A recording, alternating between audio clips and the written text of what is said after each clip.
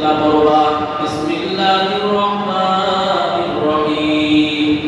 2 রাকাত নামাজ পড়বা তোমরা স্বামী স্ত্রী।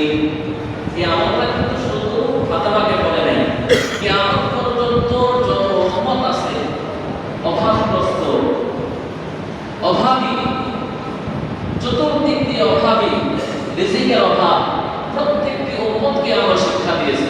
যারা এই আমলটা করবে আল্লাহ তাদেরকে সম্মানের সাথে রিজিকের ব্যবস্থা করবে।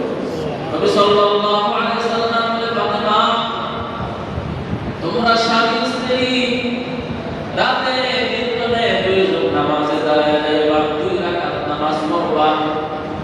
সালাতুল হাজত নিয়ত করে 2 রাকাত নামাজ, সালাতুল হাজত নামাজের নিয়ত করে তোমরা 2 রাকাত নামাজ পড়বা। 2 রাকাত নামাজ পড়ে বলবা বিসমিল্লাহির রহমানির রহিম।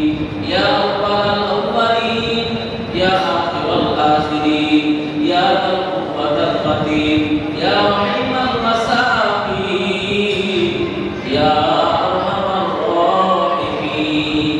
এই 5টা কালেমা, 1 নাম্বার ইয়া আউয়ালাল আউয়ালিন, 2 নাম্বার ইয়া আখিরাল আখিরিন, 3 নাম্বার ইয়া যাল কুওয়াতাল মাতিন, 4 নাম্বার ইয়া রাহিমাল মাসাকিন, 5 নাম্বার ইয়া আরহামার রাহিমিন।